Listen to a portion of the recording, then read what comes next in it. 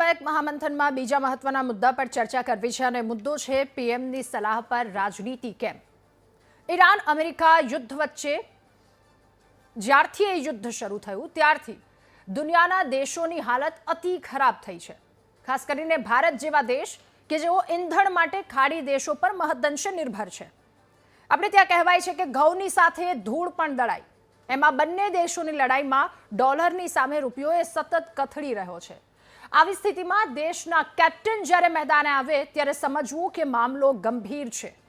પ્રધાનમંત્રી નરેન્દ્ર મોદીએ સતત 2 દિવસ દેશવાસીઓને 7 મુદ્દા પર સંયમ રાખવાની સલાહ આપી છે. પીએમ મોદીએ આડકતરી રીતે કહ્યું કે જો આપણે સોનાની ચમકમાં અને વિદેશી પ્રવાસોમાં ડોલર ઉડાવી દઈશું તો કાલે ઈંધણ સહિતની અનેક વસ્તુઓ મોંઘી થઈ શકશે. એમના ભાવ વધારાના આ એંધાણ આપતા સીધી જનતાને આ મુદ્દા સાથે જોડી દીધી. પ્રધાનમંત્રીની આ ટકોર પછી કેન્દ્રીય મંત્રી હરદીપસિંહ પુરી કે જેમણે ચોખવટ કરી હાલની સ્થિતિ જોતા તેલ કંપનીઓ દરેક લીટર પેટ્રોલ અને ડીઝલ પર નોંધપાત્ર નાણાકીય બોજ વેઠી રહી છે. આર્થિક વિશ્લેષકો અને રિપોર્ટ્સ અનુસાર આ નુકસાનને સરભર કરવા માટે અને કંપનીઓને બ્રેક ઇવન પોઈન્ટ પર લાવવા માટે સરકારે પેટ્રોલ અને ડીઝલના ભાવમાં લીટર દીઠ ₹12 થી ₹25 સુધીનો તોતિંગ વધારો કરવો પડે એવી શક્યતા છે. આપણે સૌ કોઈ જાણીએ છીએ કે ભારત એની જરૂરિયાતનું લગભગ 85% થી 88% જેટલું ક્રૂડ ઓઇલ આયાત કરે છે. પશ્ચિમ એશિયામાં વધતા જતા એ તણાવના કારણે ક્રૂડના ભાવ પ્રતિ બેરલ $100 થી $105 ઉપર પહોંચી ગયા છે, જેનાથી ભારતનું આયાત બિલ અને દેશની તિજોરી પર બોજ વધી રહ્યો છે. તો સોનું એ ભારતની બીજી સૌથી મોટી આયાત છે. નાણાકીય વર્ષ 2026માં સોનાની આયાત $72 અબજ રેકોર્ડ સ્તરે પહોંચી ગઈ. સોનાની આ ખરીદીમાં વપરાતા ડોલર જો બચી જાય તો તેલ જેવી અનિવાર્ય આયાત માટે એને વાપરી શકાય. હવે આયાત વધવાથી ડોલરની માંગ વધે છે, જેના કારણે રૂપિયો નબળો પડે છે. જો નાગરિકો પોતાનો વિદેશ પ્રવાસ અને સોનાની ખરીદી જેવી બિનજરૂરિયાત બાબતો પર કાપ મૂકે થોડોક સમય, જ્યાં સુધી આ સંઘર્ષનો સમય ચાલી રહ્યો છે ત્યાં સુધી, તો ડોલરનો આઉટફ્લો ઘટશે અને રૂપિયાની સ્થિરતા જળવાઈ રહેશે.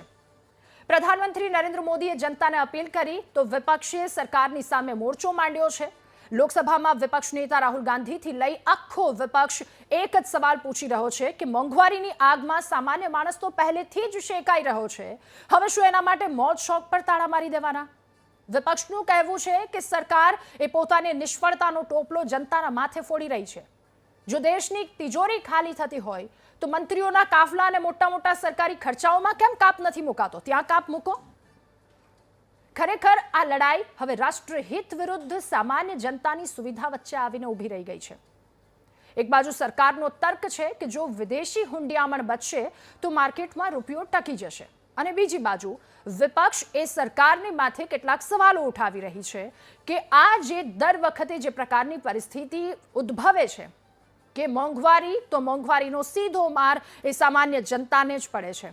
તો સામાન્ય જનતા દર વખતે શું કામ?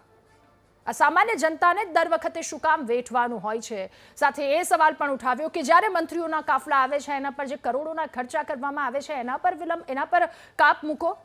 અને એ કાપ મૂક્યા પર ત્યારબાદની પરિસ્થિતિ, જો કે આક્ષેપ પ્રત્યાક્ષેપનો આ મામલો છે. અત્યારે દેશ હાલ કઈ સ્થિતિ પર છે અને શું કરવું જોઈએ, જેના કારણે જે મિડલ ઇસ્ટ આખું સળગી રહ્યું છે એની જે અસર ભારત જેવા કેટલાય દેશો પર પડી છે, તો એ અસરથી આપણે સૌ કોઈ બચી શકીએ. જો આ દેશની વાત છે, પક્ષ વિપક્ષની વાત નહીં, પરંતુ દેશના નાગરિક તરીકે આપણે શું કરવાની વાત છે, આ એક ભારતીય તરીકે અત્યારે આપણી શું જવાબદારી છે જ્યારે દેશ સંકટમાં હોય, આ પ્રકારની પરિસ્થિતિમાં હોય. કારણ કે કેપ્ટન મેદાને આવે છે અને કેપ્ટન જ્યારે લોકોને આ વાત કરે છે ત્યારે મામલો ગંભીર છે એ વાત સમજવું. એ શરૂઆતમાં જ મેં કહ્યું આ અસમંજસ છે. અસમંજસનો અંત ક્યારે આવશે? સરકાર પોતાના ખર્ચમાં કાપ મૂકવાના બદલે જનતા પાસે બલિદાન કેમ માંગે છે?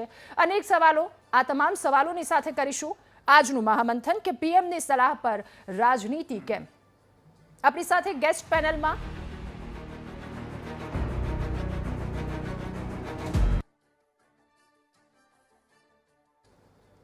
ત્યારે અત્યારે હાલ દેશના લોકો જે બંને તરફથી જે કમેન્ટ કરવામાં આવી રહી છે, જે વાતો સામે આવી છે, ત્યારે લોકો કેટલીક અસમંજસમાં મુકાય છે.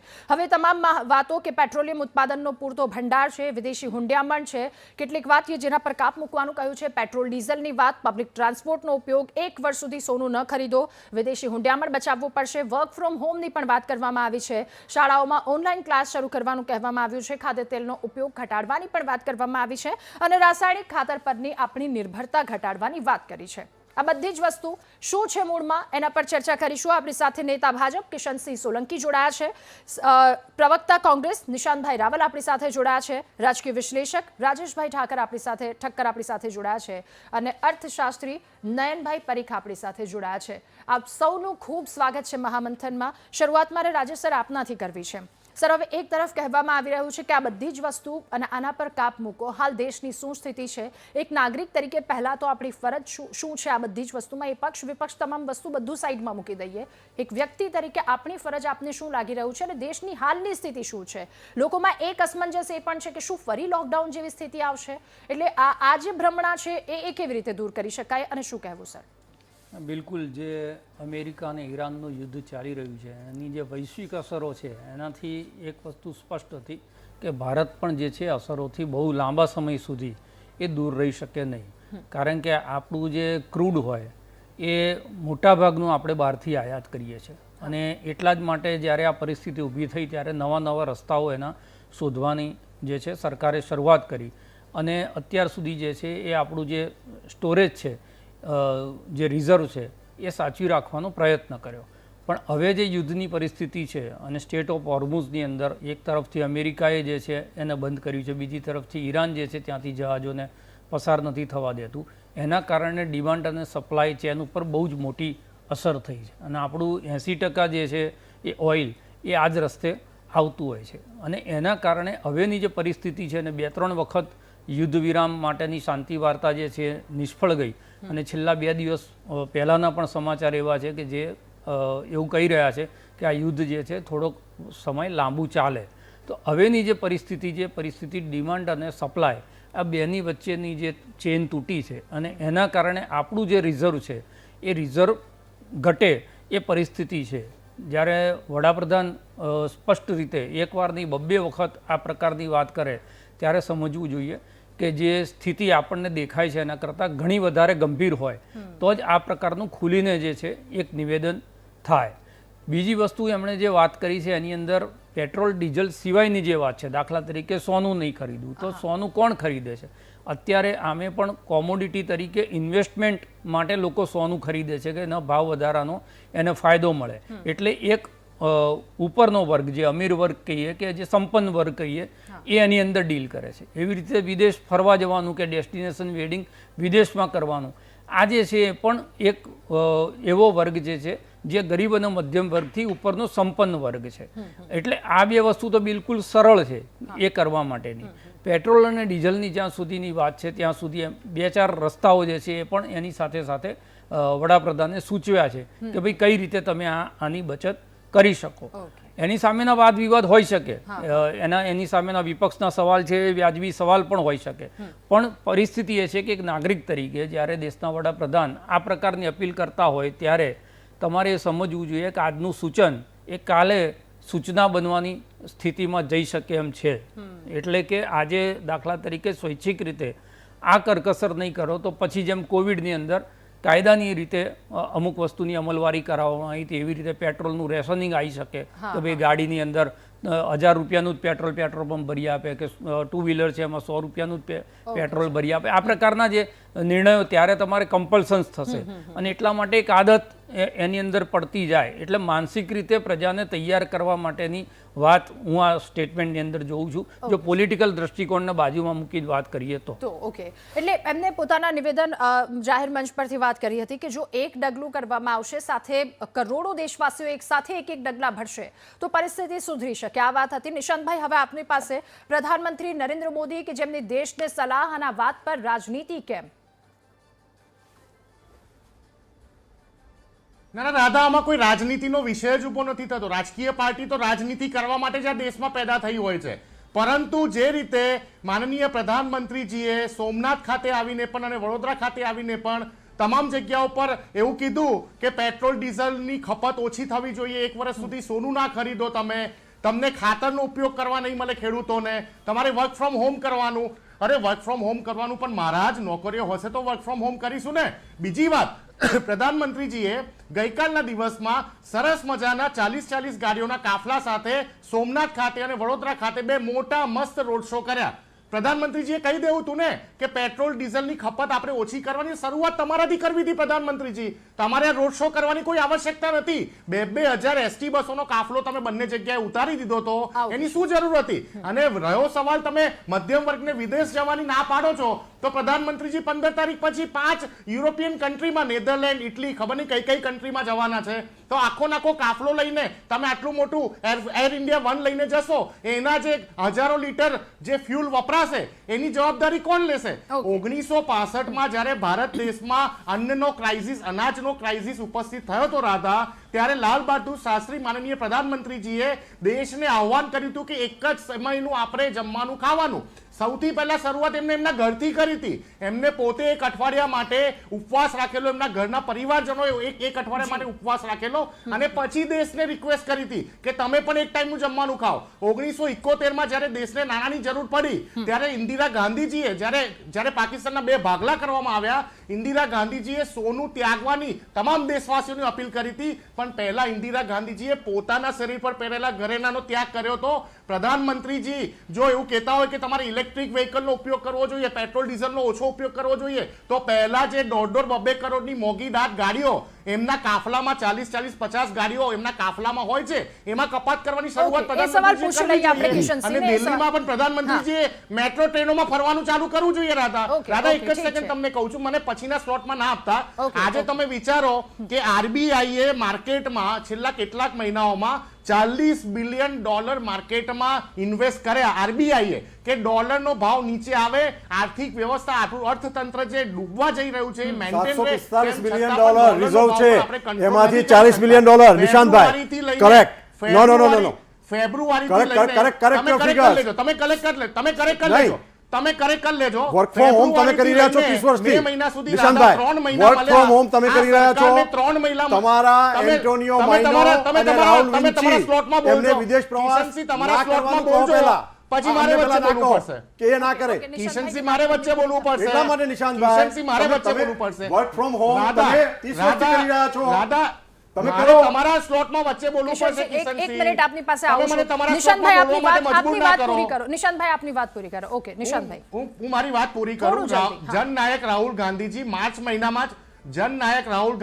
માર્ચ મહિનામાં જ બોલી ગયા હતા. એમને આગાહી કરી હતી કે દેશમાં મોટું આર્થિક સંકટ અને પેટ્રોલ ડીઝલ ફ્યુલનું સંકટ ઊભું થવાનું છે. સરકારે કોઈ પણ અને તમારા જ્યોતિષાચાર્ય.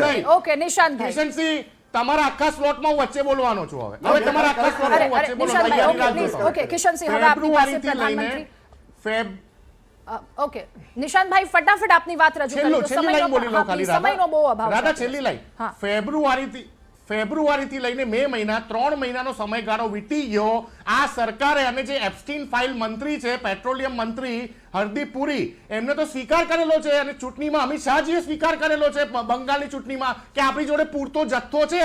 તો પછી પ્રધાનમંત્રીએ આ રેડ એલાર્મિંગ સિચ્યુએશન દેશને આપવાની શું જરૂર હતી? મને તો એ નથી સમજાતું. કિશનસિંહ, હવે આપની પ્રથમ પ્રતિક્રિયા સાથે સીએડીને કાબૂમાં લેવા માટે જે પ્રધાનમંત્રીએ લોકો સુધી વાત પહોંચાડી છે, આ વાત પર રાજનીતિ કે મને બીજી વસ્તુ, હમણાં જ નિશાંતભાઈએ કહ્યું કે મંત્રીઓના કાફલા પર આ વસ્તુ કાબુ લાવો, એ તમામ વસ્તુને સાથે આપની વાત પર.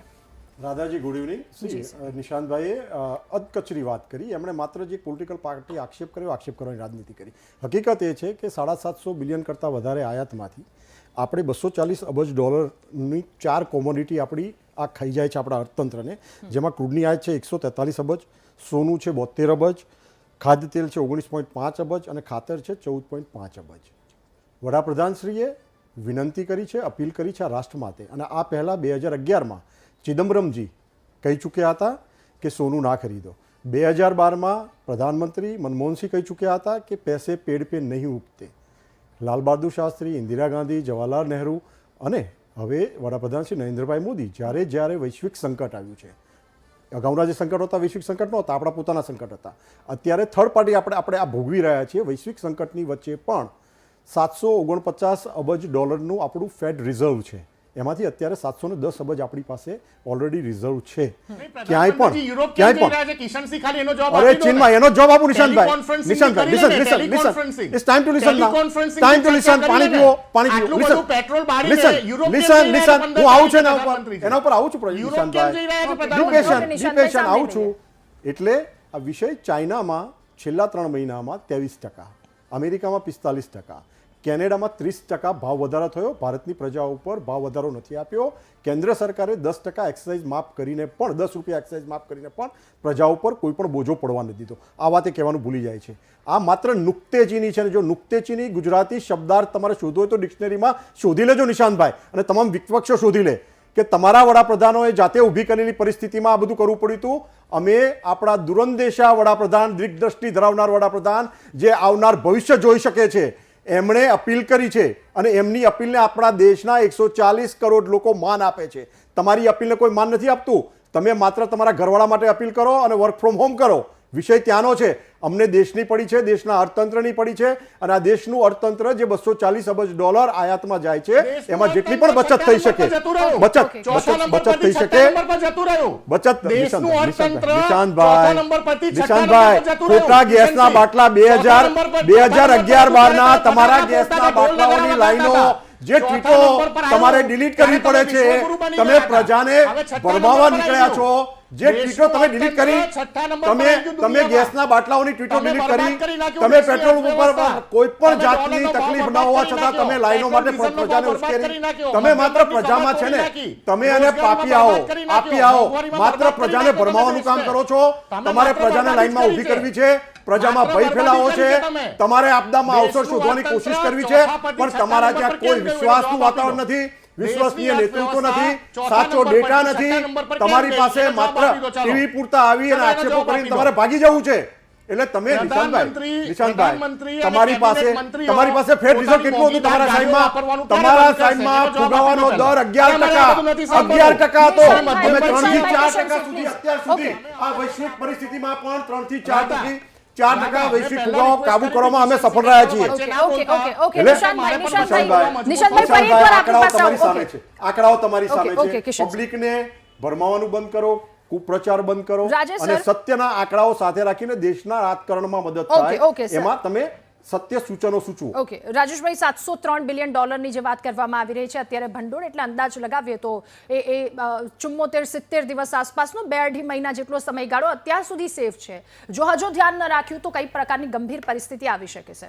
અને સાથે આપનું વિશ્લેષણ આ મુદ્દા પર શું કહે છે? કરંટ અકાઉન્ટ ડેફિસિટની જે વાત કરવામાં આવે છે, ક્યાંક એ 5 રૂપિયા વધારે જાય, એ તમામ વાત પર પણ એક તો ફોરેન રિઝર્વ જે છે એને જાળવી રાખવાની વાત છે. એટલે ગોલ્ડ જે છે એની અંદર જ્યારે પૈસો જાય ત્યારે પૈસો ત્યાં આગળ જઈને સ્થિર થઈ જતો હોય છે, અને એ ભારતનો પૈસો એ વિદેશમાં જતો હોય. જેવી રીતે વિદેશ પ્રવાસની વાત છે તો દેશનો રૂપિયો દેશમાં વપરાય તો એ જે છે એકાઉન્ટ ડેફિસિટ ઘટે.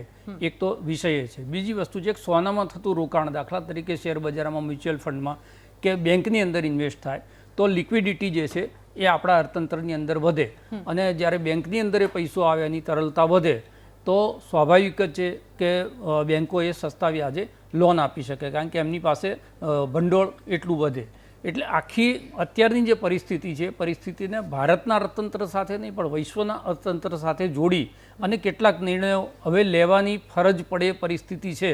એ વડાપ્રધાનના સ્ટેટમેન્ટ ઉપરથી ખબર પડે છે ભવિષ્યમાં શું થવાનું છે. કાલે દાખલા તરીકે યુદ્ધ, એ સ્થિતિની અંદર જો આજનો સ્ટેટસ કો છે એ જ આગળ જવાનો હોય અને સ્ટેટ ઓફ હોર્મુઝમાંથી જે આ સપ્લાય છે એ સપ્લાય અટકવાનો હોય, તો આપણું જે રિઝર્વ છે એને સાચવી રાખી અને દેશની જે ગાડી છે ચલાવવાની છે, તો એના માટે શું કરવું પડે? તો બિનજરૂરી જે વપરાશ છે એને ઘટાડવો પડે. બીજી વસ્તુ છે કે બિનજરૂરી રોકાણ છે એને ઘટાડો. સોનું મોટા ભાગે જે છે લોકરોમાં પડ્યું રહેતું હોય છે આપણા ત્યાં, કાં તો લગ્નની અંદર વ્યવહારમાં ચાલતું હોય છે. અને મેં જેમ કીધું એમ અત્યારે જે 1.5 લાખ કે 1.5-2 લાખના ભાવે સોનાની જે ખરીદી થાય છે, ખરીદી લગ્નમાં દાગીના ઘડાવવા માટે નથી થતી. એ ખરીદી જે છે કોમોડિટી તરીકે એની અંદર ઇન્વેસ્ટર કરી રહ્યા છે. બાકી મધ્યમ વર્ગનો માણસ છે એ તો જૂના જે દાગીના માના પડ્યા હોય એના નવા ઘાટ કરી અને નવો દાગીનો બનાવીને લેબરમાં ઇન્વેસ્ટમેન્ટ કરી અને એનું કામ ચલાવી લેતો હોય છે. એટલે સ્થિતિ એ છે કે દેશની મુદ્રા સ્થિતિને જાળવવાની છે, જે ફોરેન રિઝર્વ છે એને જાળવવાનું છે, રૂપિયો જે રીતે નબળો પડતો જાય છે ડોલરની સામે એને પણ ક્યાંક ને ક્યાંક અર્થતંત્ર ઉપર કેટલીક વિપરીત અસરો કરી રહી છે. એટલે આ બધા જ જે ફેક્ટર છે એ ફેક્ટરની અંદર હવેની જે સ્થિતિ છે, યુદ્ધ શરૂ થયું ત્યારની સ્થિતિ, એ વખતે આપણે અલગ અલગ રસ્તેથી જે છે એ ઓઇલ મેળવી શકતા હતા. સ્ટેટ ઓફ હોર્મુઝમાંથી પણ આપણને ઓઇલ સપ્લાય ટુકડે ટુકડે મળતો હતો. હવે એ સ્થિતિ જે છે એ નથી. ત્યારે આગળ શું કરવું એના માટેનું જે છે એક આ પૂર્વધારણા એવું આપણે માની શકીએ કે જ્યારે વડાપ્રધાને આ સ્ટેટમેન્ટ કર્યું છે ત્યારે સ્થિતિની ગંભીરતા જે છે એ હવે લોકોએ સમજવી પડશે. કિશનસિંહ, આપના તરફથી અંતિમ પ્રતિક્રિયા આ મુદ્દા પર સાથે લોકોએ શું ખાસ ધ્યાન રાખવાની જરૂર છે, કેટલું ગંભીર એક દેશના નાગરિક તરીકે થવાની જરૂર છે? દાદાજી, ગુજરાતનો વાર્ષિક વપરાશ 70 થી 100 ટન છે. 400 થી 500 ટન સોનું આપણા રાજ્યમાં પડેલું છે. એટલે સોનાનો વપરાશ ઓછો થાય, સોનું ઓછું ખરીદાય. આ 4 કોમોડિટી મેં જે નામ આપી એ સૌથી વધારે આપણા અર્થતંત્ર ઉપર ભાર બને છે. અને પ્રાકૃતિક ખેતી હંમેશા આપણા દેશનો, જ્યારથી આ પૃથ્વી અસ્તિત્વમાં આવી, સનાતન સંસ્કૃતિ અસ્તિત્વમાં આવે ત્યારથી આપણે પ્રાકૃતિક ખેતી માટે આપણે તરસી રહ્યા હતા, પ્રાકૃતિક ખેતી જ કરતા હતા. પણ સમયાંતરે જે આપણે આ કેમિકલ્સ તરફ વળ્યા એના લીધે હેલ્થને પણ નુકસાન છે. એટલે પ્રાકૃતિક ખેતી તરફ પણ ખેડૂતો વળે એ પણ એક આગ્રહ છે. અને વડાપ્રધાનશ્રીએ અપીલ કરી છે, આ એક નુક્તેચીની કરી છે. સંપૂર્ણપણે હું પ્રજાને આશ્વસ્ત, ભારતીય જનતા પાર્ટીના જવાબદાર કાર્યકર્તા તરીકે આશ્વસ્ત કરવા માંગુ છું કે આપણી પાસે ઇનફ પેટ્રોલ, ડીઝલ અને ગેસનો સ્ટોક છે. ગભરાવાની કોઈ જ જરૂર નથી. આપણી કોઈ પણ કોમોડિટીના ભાવ નથી વધ્યા, આખા વિશ્વમાં વધ્યા છે. છતાં આ સરકારની નીતિઓના લીધે આપણે સંપૂર્ણપણે કંટ્રોલ કરવામાં સફળ રહ્યા છીએ. પણ આવનાર ટાઈમમાં સ્ટ્રેટ ઓફ હોર્મુઝમાં જો કંઈ પણ પ્લસ માઇનસ થાય છે તો આવનાર સમયને ધ્યાનમાં રાખી અને આ નુક્તેચીની પ્રજાની પાસે એક સરકારના અપેક્ષાની સાથે વડાપ્રધાનશ્રીએ કરી છે. અને એમને એક પ્રશ્નનો જવાબ આપી દઉં કે વડાપ્રધાનશ્રીનો વિદેશ પ્રવાસ જે વિપક્ષો પ્રચાર કરે છે, કુપ્રચાર કરે છે, તો એ પણ દેશના હિતમાં છે. 45 દેશો સાથે આપણા ગેસના અને ક્રૂડના કરારો છે એ આ પ્રવાસના લીધે છે. અને સરકાર પોતાના તરફથી જે પણ આના માટે સંરક્ષિત કરવા માટે પ્રજાને ઉપદેશ આપતા પહેલા પોતે જે પગલાં લેવાનો છે એ પગલાં લેવા પર અમે બહુ જ ઝડપભેર જઈ રહ્યા છીએ અને પગલાઓ પણ આપને જાણવા મળશે. નિશાંતભાઈ, આપની ખૂબ જ ટૂંકમાં અંતિમ પ્રતિક્રિયા. વાત દેશની આવે તો સૌએ સાથે મળીએ, પક્ષ બધી જ વસ્તુ ભૂલી જઈએ. ખૂબ જ ટૂંકમાં નિશાંતભાઈ, સમયનો ખૂબ અભાવ છે. નહીં, વાત દેશની તો રાહુલ ગાંધીજીએ માર્ચ મહિનામાં જ કરી નાખી હતી. પણ આ 12 વર્ષની ભારતીય જનતા પાર્ટીના શાસનની નાકામી છે જે હવે દેશનો મધ્યમ વર્ગ અને ગરીબ ભોગવવા જઈ રહ્યો છે. આ સનાતન સત્ય બધાએ સ્વીકારવાનું છે. તમે સોનું નહીં ખરીદવાની સલાહ આપો છો તો સોનાની ઇન્ડસ્ટ્રી, જ્વેલરીની ઇન્ડસ્ટ્રી સાથે સંકળાયેલા 55 લાખ લોકો બેરોજગાર થઈ જશે. એની જવાબદારી કોણ લેવાનું છે? કમલમમાંથી પગાર ચૂકવવાના છો તમે લોકો? હકીકતમાં તમારી પાસે કોઈ પ્લાન જ નથી. હકીકત એ છે કે તમે વિધાઉટ પ્લાન નોટબંધી કરી, વિધાઉટ પ્લાન જીએસટી લગાડ્યું, વિધાઉટ પ્લાન વિધાઉટ પ્લાન તમે સોનું ખરીદવાની ના પાડી રહ્યા છો. તમારી પાસે કોઈ પ્લાન જ નથી. પ્રજાની ચિંતા મેં કરી. ટોટલી ફેલર સરકાર. આપ સૌનો ખૂબ આભાર મહામંથનમાં અમારી સાથે જોડાયા, મુદ્દા પર ચર્ચા કરવા બદલ. તો અગાઉ પણ આપણે સૌ કોઈએ એક સાથે રહીને સાબિત કરી બતાવ્યું છે, વાત જ્યારે દેશની આવે છે ત્યારે સૌ કોઈ સાથે છીએ. ફરી એક વખત આ પ્રકારનો સમય આવ્યો છે તો એકતાથી આગળ ચાલીએ. આ સાથે મહામંથનમાં હાલ બસ આટલું જ. વધુ સમાચાર અપડેટ્સ માટે આપ જુઓ VTV ન્યૂઝ. નમસ્કાર.